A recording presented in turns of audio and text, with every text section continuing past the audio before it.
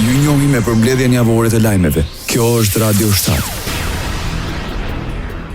Koha kur Europa mund ta linte në dorë mbrojtjen dhe sigurinë e saj Shteteve të Bashkuara ka marrë fund, vlerësuan sekretari i përgjithshëm i NATO-s Mark Rutte dhe presidentja e Komisionit Evropian Ursula von der Leyen në një artikull të përbashkët për revistën The Economist. Ata pranuan se Europa brenda NATO-s për një kohë të gjatë është mbështetur tepër në kapacitetet ushtarake të Washingtonit, por theksuan se realiteti i ashpër dhe rreziqet e botës së sotme i kanë dhënë fund kësaj qasje. Sipas tyre, aleatët duhet të përshpejtojnë zhvillimin e industrisë së tyre të mbrojtjes për të qenë të përgatitur për një konflikt të mundshëm. Në artikull thuhet se kapacitetet aktuale prodhuese të Europës nuk arrin të përmbushin kërkesën në rritje. Sekretari i përgjithshëm i NATO-s Mark Rutte tha të mërkurën se presidenti Donald Trump ishte në gjendje të barazonte shpenzimet e mbrojtjes midis Europës dhe SBA-s duke bërë thirrje për një aleancë shumë të fortë. Para samitit të Ankaras, Rutte tha se presidenti Trump ka qenë në gjendje të bëjë më në fund atë që Eisenhower, presidentët amerikanë, u përpoqën ta bënin, që ishte të barazonin shpenzimet e mbrojtjes midis Europës dhe SBA-s. That he is the first president of the US since Eisenhower who was able to come to this situation where the Europeans and the Canadians will spend the same as the Americans. Ai theksoi nevojën për një Europë shumë të fortë brenda aleancës duke vënë në dukje NATO 3.0.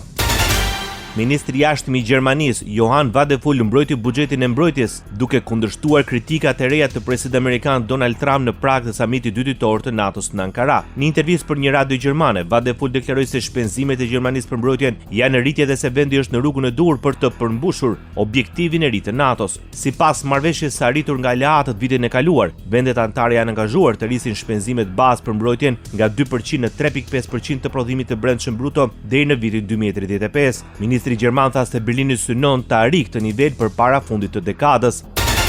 Ministri i jashtëm i Turqisë paralajmëron se siguria europiane nuk mund të reduktohet në Bashkimin Evropian. Hakan Fidan bë thirrje për një qasje më të gjerë duke theksuar rolin qendror të Turqisë në arkitekturën e sigurisë së kontinentit. Fidan bë thirrje që NATO të përqendrohet në ndërtimin e kapaciteteve strategjike afatgjata dhe jo vetëm në reagimin ndaj kërcënimeve ekzistuese, thanë burime diplomatike. Sipas tij, kapaciteti i industrisë së mbrojtjes së NATO-s nuk duhet të shihet vetëm përmes një kornize të përqendruar të Bashkimit Evropian, duke përshkruar vende si Turqia dhe Britania, të dyja me industri të fuqishme të mbrojtjes si partner natyral dhe thelbësor në bashkëpunimin evropian në fushën e mbrojtjes.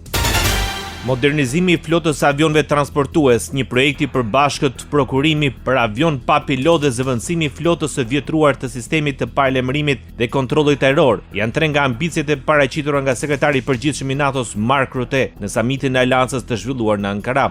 Aleanca nisi samitin e saj me një forum të industrisë i fokusuar në rritjen e prokurimit përbashkët dhe bashkëpunimit industrial. Ai prezantoi projekte që synojnë zgjerimin e kapaciteteve aleate në transportin ajror, inteligjencë dhe mbikëqyrje.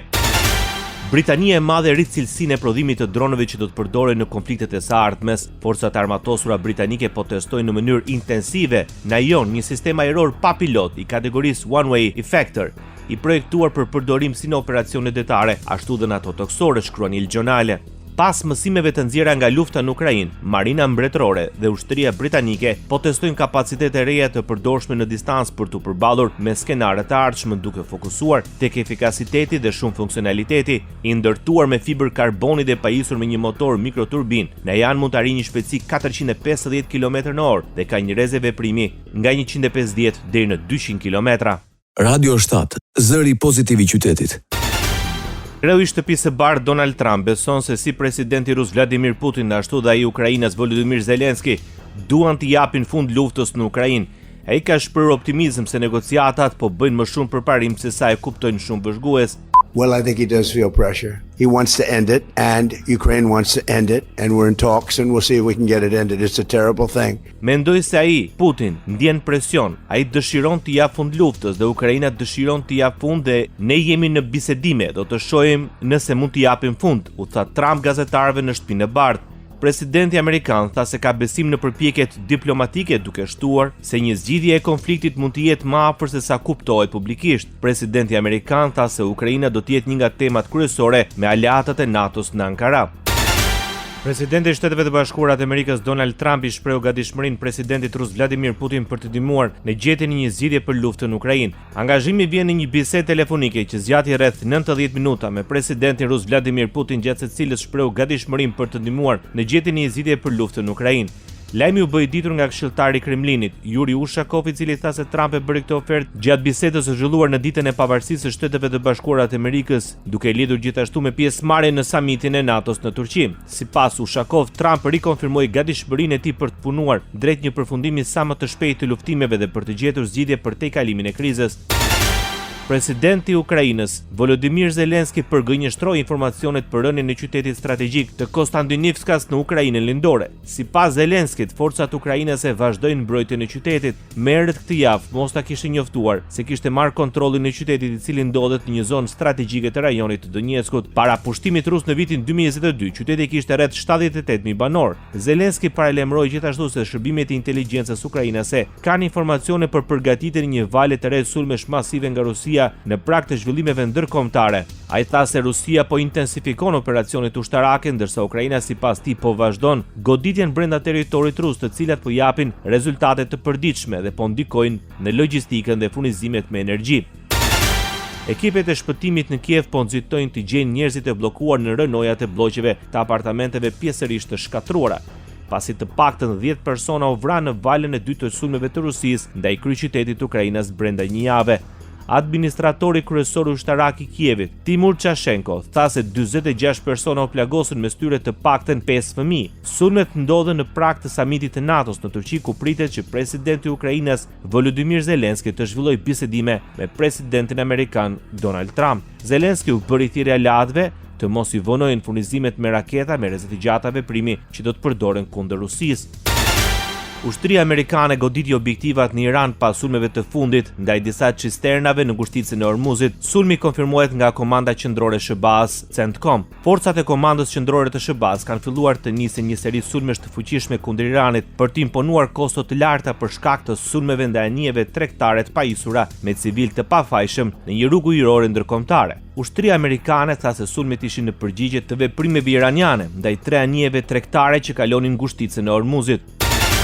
Kryeministri izraelit Benjamin Netanyahu deklaroi për Fox News se disa fshatra të krishterë në Libanin Jugor kanë kërkuar të aneksohen nga Izraeli, duke pretenduar se kërkojnë mbrojtje nga Hezbollah. Christian villages in Lebanon, some of them have actually asked to be annexed to Israel because we protect them against the Hezbollah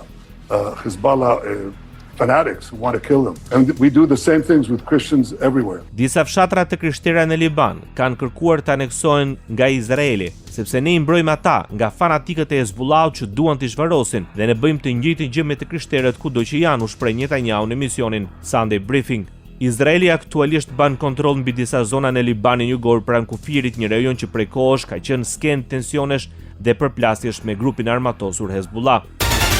Presidenti i Turqisë Recep Tayyip Erdogan deklaroi se përpjekjet për paqe në lindjen e mesme nuk mund të kenë suksese pa mbështetjen e vendeve të rajonit. Sipas Reuters, ai deklaroi se Izraeli nuk duhet të lejojë të sabotojë marrëveshjen SHBA-Iran. Duke folur në Stamboll së bashku me kryeministrin e Pakistanit, Shehbaz Sharif, Erdogan u shpreh se asnjë zgjidhje që nuk mbështetet në vullnetin dhe kontributin e vendeve të rajonit nuk mund të jetë e qëndrueshme. Turqia, antare e NATO-s dhe fqinje e Iranit, akuzoi Izraelin për përpjekje për të minuar marrëveshjen e ndërmjetësuar nga Pakistani dhe ka dënuar operacionet izraelite në Gaza, Liban dhe Siri. Erdogan gjithashtu theksoi se Turqia synon të thellojë bashkëpunimin me Pakistanin në sektorët e energjisë, transportit, mineraleve kritike, teknologjisë, informacionit dhe mbrojtjes, duke synuar një tregti dypalçe prej 5 miliardëshe. Parlamenti Evropian miratoi të marrë të rregullore të përditësuara të drejtave të pasagjerëve ajror që synojnë të shpejtojnë procedurat e kompensimit, të sigurojnë ulse falas për fëmijët dhe t'i kërkojnë kompanive ajrore të përfshinë tarifat e bagazheve të dorës në çmimet e biletave. Legjislacioni është krijuar për të forcuar mbrojtjen për pasagjerët që përballen me ndërprerje të udhëtimit, duke përfshirë fluturimet e vonuara ose të anulluara ose të refuzimit të hipjes. Krahas asaj u lejohet pasagjerëve me bileta kthimi për të marrë fluturimin e tyre të kthimit edhe nëse kanë humbur fluturimet në dalje pa tarifa shtesë. Tarifat për korrigjimin e gabimeve të vogla drejtshmore të emrave ose marrjen e një karte fluturimit të printuar pas regjistrimit nuk do të lejohen më. Ndoqët për mbledhjen javore të lajmeve. Kjo është Radio 7, zëri pozitiv i qytetit.